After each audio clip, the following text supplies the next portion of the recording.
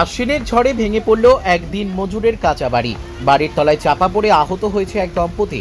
মৃত্যু হয়েছে একটি ছাগলের। রাতে টহলরত পুলিশ ও সিভিল ভলেন্টিয়ার্সের তৎপরতায় প্রাণী রক্ষা পেল দম্পতি। ঘটনাটি ঘটেছে বুধবার রাত 1টা নাগাদ হরিশ্চন্দ্রপুরের কাপাইচণ্ডী হরিজন পাড়ায়। আহত হয়েছে আনন্দ দাস বয়স 62 ও তার স্ত্রী ভাগো দাস বয়স 50 বছর। মঙ্গলবার রাত থেকে শুরু হয়েছে ঝড়। সেই ঝড়ে বুধবার রাতে আনন্দ দাসের একমাত্র কাঁচা বাড়িটি ভেঙে পড়ে। বাড়ির তলায় চাপা পড়ে যায় দম্পতি। তাদের চিৎকারে ছুটে আসেন ওই এলাকায় থাকা টহলরত হরিশ্চন্দ্রপুর থানার পুলিশ ও সিভিল ভলেন্টিয়ার্স। টালির চাল সরিয়ে তাদেরকে উদ্ধার করেন। পরিবারের লোকেরা আহত দম্পতিকে রাতেই কুশিদা উপস্বাস্থ্য কেন্দ্রে নিয়ে যায়। এই খবর জানতে পেরে ক্ষতিগ্রস্ত পরিবারটির সঙ্গে দেখা করেন জেলা পরিষদের কৃষি, সেচ ও সমবায় কর্মাধ্যক্ষ রবিউল ইসলাম। পরিবারটিকে আর্থিক সহায়তার পাশাপাশি সরকারি সব রকমের সাহায্য পাইয়ে দেওয়ার আশ্বাস দেন তিনি। মালদা থেকে বিশ্বজিৎ মণ্ডলের রিপোর্ট, এস নিউজ বাংলা। ঘটনাটা আমার কেউ করেনি বাবু। আমার ঘটনাটা হলো যে রাত 1 থেকে 1:30টার সময় আমি আমার বৌমা ঘুমাইছিলাম। তখন বৃষ্টি পড়ছিল। তখন বৃষ্টি পড়ার কারণে এক বাইক ঘরটা ভেঙে আমার উপরে পড়ে যায়। আমি ঘর চাপা পড়ে আমি চোখের মধ্যে ছিলাম, আমি আর আমার বউ। আমি বাইরে করে আমি চিৎকার করছি, কেউ আসছে না। সে সময় পুলিশের গাড়ি যাচ্ছিল বহরের দিকে। আমার বৌমার চিৎকার শুনে পুলিশের গাড়িটা দাঁড়াই যায়। পুলিশ সম্পূর্ণ পুলিশ জড়িতে ভিজে ভিজে নেমে আমাকে আমার বউকে সে সময় টালি বা আমার ঘর ছেড়ে আমাকে বাঁচায়। আমাকে পুলিশ না বাঁচাতে গেলে আমি হয়তো ডেট হয়ে যেতাম, আমি মারা যেতাম, আমিও মারা যেতাম, আমার বউও মারা যেত। কজন ছিলেন আপনারা?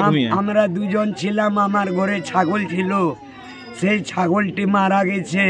আর কি ক্ষতি হয়েছে? আমার যত ধান চাল ছিল, খাওয়া দাবার ছিল, সম্পূর্ণ আমার সব শেষ হয়ে গেছে। এরকম সরকারের তালিকায় আপনার নাম রয়েছে? ঘরের আবাস আমার আবাস তালিকায় কোনো নাম নাই। আগে ঘর পেয়েছিলেন? আমি কোনো সরকারের ঘর পাইনি। আমাকে সরকার আজ অবধি কোনো ঘর দেয়নি।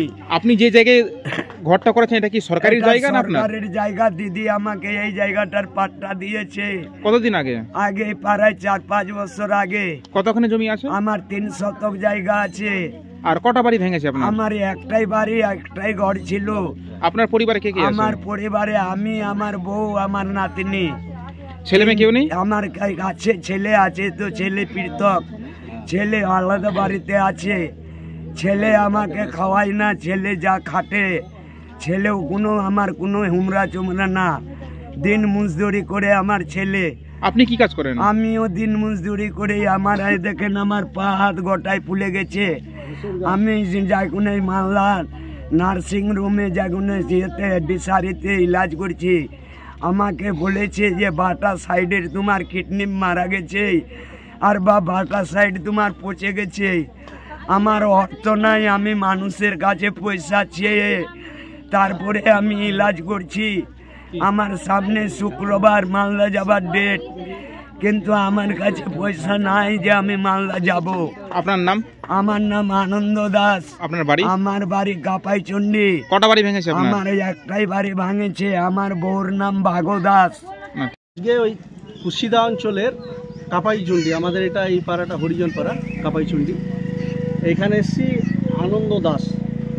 ওনার বাড়িটা রাত্রেবেলা হঠাৎ করে, যেহেতু এই সময় আশ্বিন মাসে এটা ঝড় বৃষ্টির সময়, বৃষ্টি পড়ছিল, হঠাৎ করে রাজ্য সরকারের দেওয়া পাট্টার এটা জায়গা 3 শতক মাটি ওনাকে দিয়েছেন সরকারিভাবে। এবং এই বাড়িটাতে একদম রাস্তার ধারে বাড়িটা উনি করেছেন। এবং স্বামী স্ত্রী এবং একটা ছোট বাচ্চা। ভাগ্যক্রমে ওই বাচ্চাটা তখন বাথরুমে বাইরে বাথরুম করার জন্য গেছিলো, এবং স্বামী স্ত্রী দুজনেই শুয়ে থাকাকালীন অবস্থায় হঠাৎ করে বাড়িটা পড়ে যায়। উপরে টালির চালা ছিল।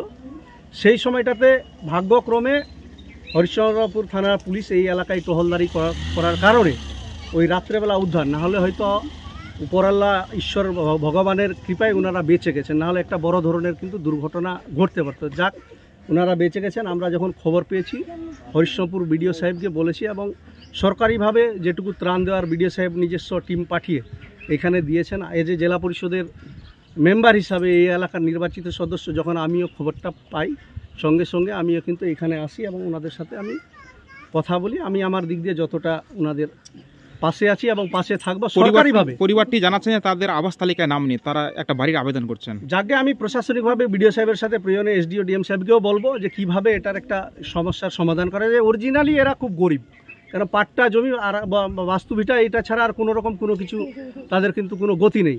এবং উনি নিজেই একজন পেশেন্ট, দুটোই সম্ভবত কিডনি যেটুকু দেখা যাচ্ছে এবং বোঝা গেল তার ট্রিটমেন্ট যেভাবে চলছে কিডনিগুলোই খুব একেবারে অকেজ অবস্থায়, মানে খুব বাজে জায়গায় পজিশনে, এবং এইখানে ইনকাম করার মতো আর এদের পরিবারের লোক কিন্তু সেভাবে নেই। এবং ওনার স্ত্রী এখানে একটা ছাগলও মারা গেছেন, ছাগলটা গর্ভবতী ছিল, বাচ্চা ছিল পেটে, এই অবস্থায় মারা গেছেন এবং আর্থিক দিক দিয়ে খুবই দুর্বল।